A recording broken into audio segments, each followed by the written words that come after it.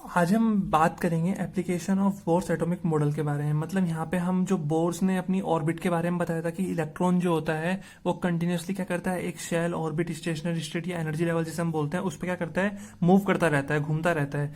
तो उस particular orbit की जो रेडियस है या उसी रेडियस को हम बोल सकते हैं कि न्यूक्लियस से जो इलेक्ट्रॉन का डिस्टेंस है वो कितना होगा, वो हम फाइंड आउट करेंगे।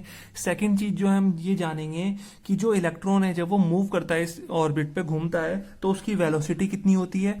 और थर्ड हम ये पता करेंगे कि जब वो एक ऑर्बिट से दूसरी ऑर्बिट पे जंप करता है तो कितनी एनर्जी उसे चाहिए होती है, कितनी एनर्जी उसे रिक्वायर्ड होती है। तो इन तीनों टॉपिक के बारे में आज हम बात करेंगे। तो ये टॉपिक जो है हमारे बोर्ड्स की जो पोस्टुलेट्स थे उन्हीं से निकले हैं, तो बोर्ड्स की ही एप्लीकेशन है। चलिए शुरू करते हैं सबसे पहले टॉपिक से, रेडियस ऑफ बोर्स ऑर्बिट या जिसे हम बोलते हैं distance of electron from nucleus.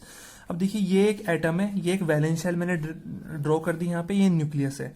Nucleus पे जो चार्ज होगा वो कितना होगा, वैलेंस इलेक्ट्रॉन को हमने मान लिया ई, तो न्यूक्लियस पे जो चार्ज होगा वो किसके बराबर होता है, Z इंटू ई।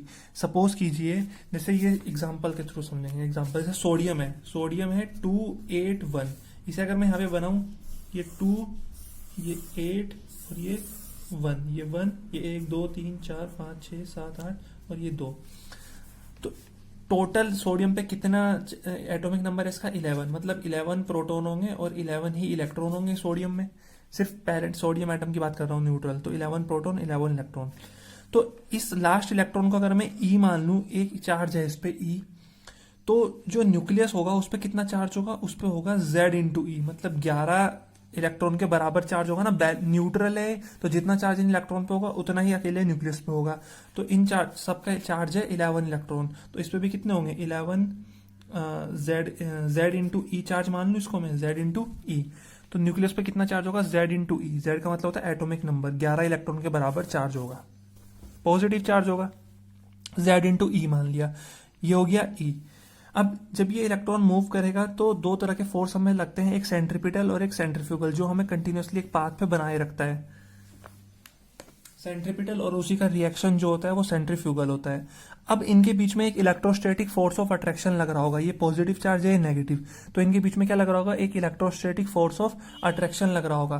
तो यहां से हम न्यूटन का जो लॉ है उसे लगा सकते हैं कि दो चार्ज पार्टिकल के बीच में जो फोर्स होता है वो डायरेक्टली प्रोपोर्शनल होता है Q1 Q2 और इनवर्सली होता है उनके बीच की सेपरेशन के स्क्वायर के। तो प्रोपोर्शनल का साइन रखते हैं तो आता है K Q1 Q2 upon R square. तो ये क्या होता है, फोर्स होता है दो चार्ज पार्टिकल्स के बीच में।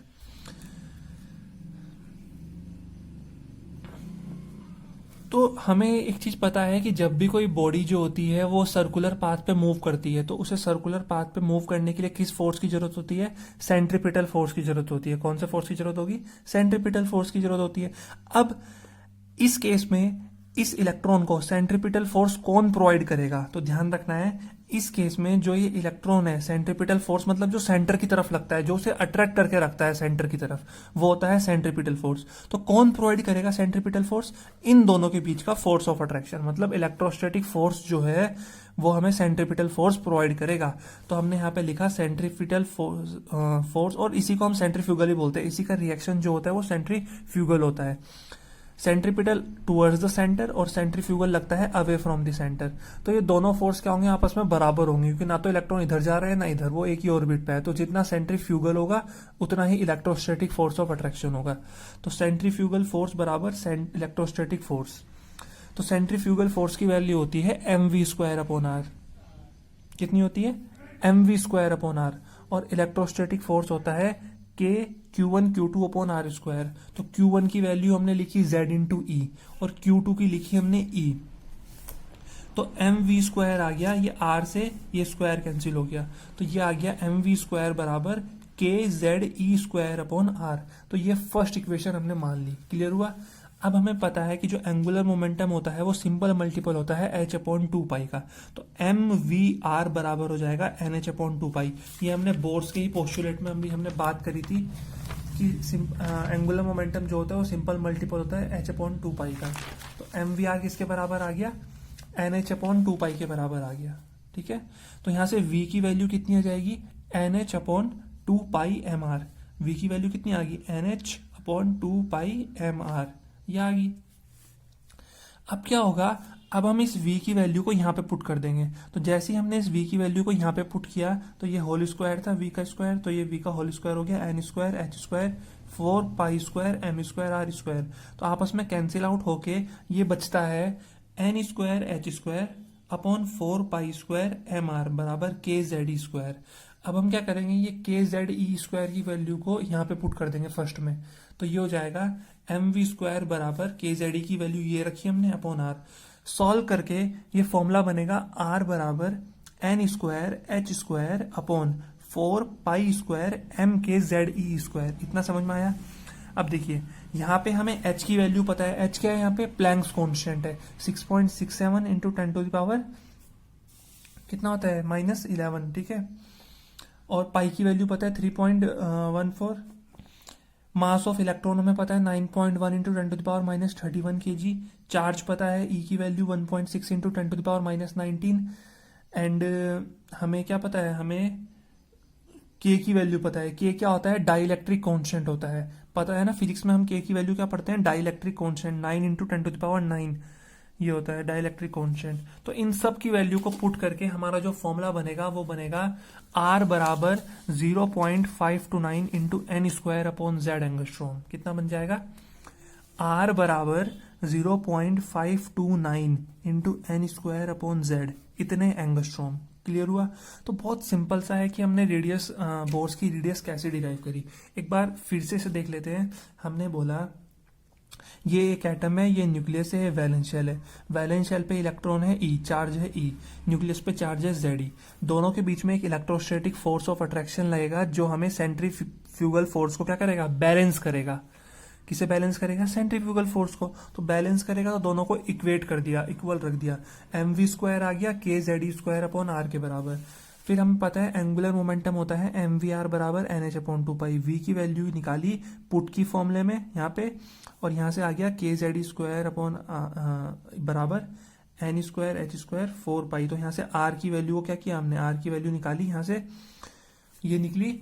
और फिर हमने क्या किया, वैल्यू पुट करी नॉन चीजों की, और जिन जो चीजें हमें पता थी K N O W N वाला नॉन, तो वहां से हमें फॉर्मूला मिला आर बराबर 0.529 into N square upon Z angstrom. Clear हुआ। यहाँ पे एन का मतलब होता है, यहाँ पे जेड का मतलब है एटम, कौन सा एटम है। हाइड्रोजन का एटम है तो Z1, हीलियम का है तो Z2, और एन का मतलब यहाँ पे होता है, यहाँ पे क्या हो जाएगा, एन का मतलब हो जाता है ऑर्बिट। क्या हो जाएगा एक तरह से ऑर्बिट। कौन सी ऑर्बिट है, अगर फर्स्ट ऑर्बिट है तो एन की वैल्यू 1 हो जाएगी, सेकंड ऑर्बिट है तो एन की वैल्यू 2 हो जाएगी, थर्ड ऑर्बिट है तो एन की वैल्यू 3 हो जाएगी। हाइड्रोजन एटम है तो जेड की वैल्यू 1, हीलियम है तो जेड की वैल्यू 2, लिथियम है तो जेड की वैल्यू 3। तो इस तरह से ध्यान रखना है। तो एग्जाम्पल के बेसिस पे, एग्जाम्पल के तौर पे अगर हम बोलें for first orbit of hydrogen atom, hydrogen जो एटम होता है उसकी जो फर्स्ट ऑर्बिट होती है, एक ही ऑर्बिट होती है उसमें, उसकी रेडियस कितनी होगी, तो हम बोलेंगे रेडियस ऑफ हाइड्रोजन बराबर n1 होता है, फर्स्ट ऑर्बिट है, और हाइड्रोजन है तो z भी 1 होगा। तो रेडियस कितनी होगी उसकी, 0.529 एंगस्ट्रॉम। कितनी होगी, 0.529 एंगस्ट्रॉम। ध्यान रहेगा। तो इस तरह से हम रेडियस निकाल सकते हैं। अब बात करते हैं वेलोसिटी की। देखिए वेलोसिटी में भी हमने वही कॉन्सेप्ट लगाया कि जो सेंट्रीफ्यूगल फोर्स होगा उसे बैलेंस करेगा इलेक्ट्रोस्टैटिक फोर्स। यहाँ से आर से ये स्क्वायर कैंसिल हुआ, एम वी स्क्वायर आ गया K Z E square upon R, cross multiply की, ये आ गया एम वी स्क्वायर आर बराबर के जेड ई स्क्वायर। यहाँ से M V R, V square को वी डॉट वी में तोड़ दिया, ये एम वी आर हो गया इंटू वी बराबर के जेड ई स्क्वायर। अब बोर्ड्स की थ्योरम बोलती है, बोर्ड्स का लास्ट पोस्टुलेट क्या था, कि जो एंगुलर मोमेंटम होगा वो सिंपल मल्टीपल होगा h अपॉन 2 पाई का। तो एम वी आर बराबर एन एच अपॉन 2 पाई।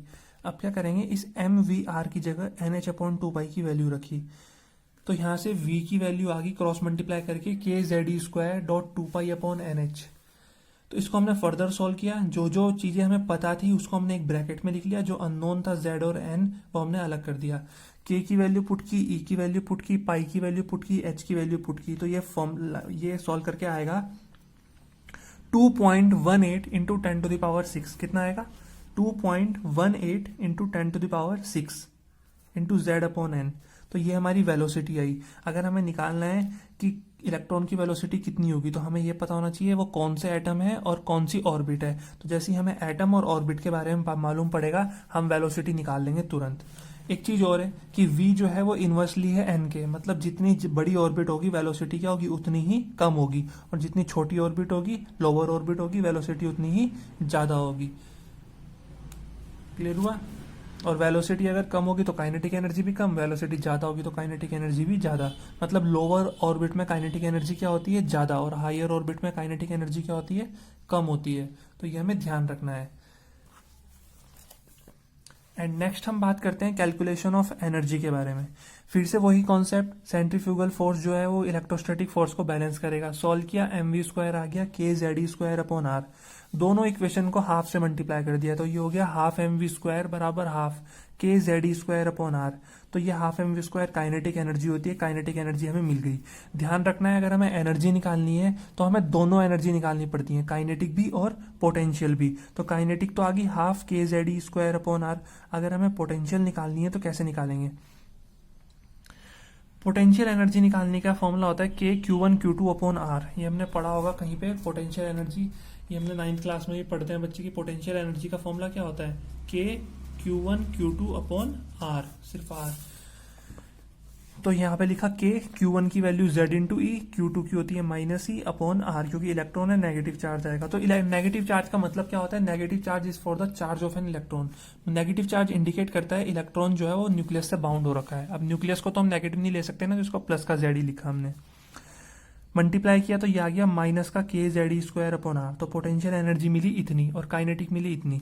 टोटल एनर्जी अगर निकालनी है तो दोनों को क्या करना पड़ेगा, ऐड करना पड़ेगा। तो दोनों को ऐड किया, तो ऐड करके हमारा आंसर आया -12 kZe²/r। कितना आया, -12 kZe²/r।